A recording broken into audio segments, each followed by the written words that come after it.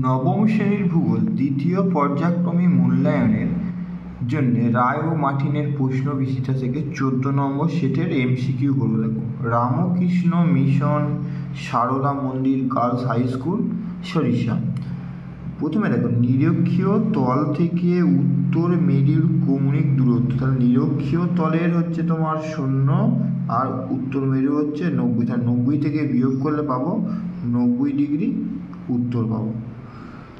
তারপরে কুমেরুবৃত্তের অক্ষাংশ কত? কুমেরুবৃত্তের অক্ষাংশ কুমেরুর দক্ষিণ গোলার্ধে অবস্থিত, যার হচ্ছে 66.5 ডিগ্রি দক্ষিণ। তুমি কুমেরুবৃত্তের অক্ষাংশ করবে। নর্মদা তাপ্তি নদীর মধ্যবর্তী স্তূপ পর্বত। নর্মদা তাপ্তির হচ্ছে সাতপুরা পর্বত রয়েছে, সাতপুরা।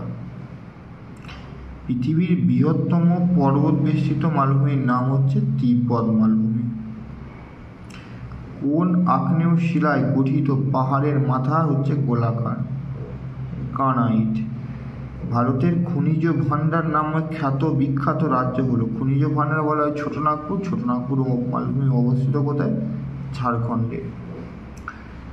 পশ্চিমবঙ্গের মালভূমি অঞ্চলের সর্বোচ্চ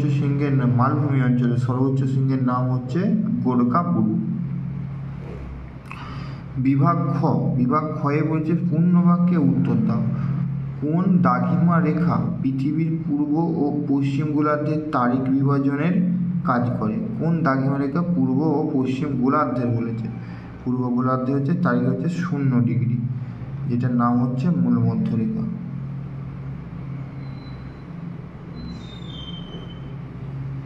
মূলমধ্য রেখা। 2. কোন যন্ত্রের সাহায্যে পৃথিবী পৃষ্ঠের যে কোনো স্থানের অক্ষাংশ নির্ণয় করে? তার নাম হচ্ছে সেক্সট্যান্ট।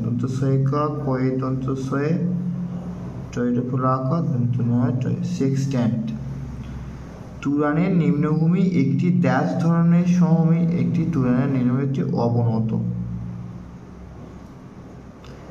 কোন ধরনের পাত সীমানাকে গঠনকারী পাত সীমানা বলে? তাহলে তোমাকে বলতে হবে গঠনকারী পাত সীমানা বললে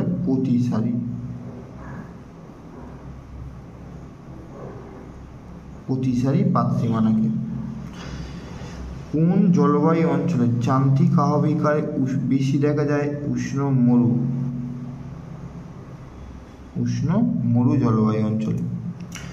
চুনা পাথরের গুহার ছাদ থেকে ঝুলন্ত কঠিন ক্যালসাইটটাকে বলা হয় ট্যালাকটাইট।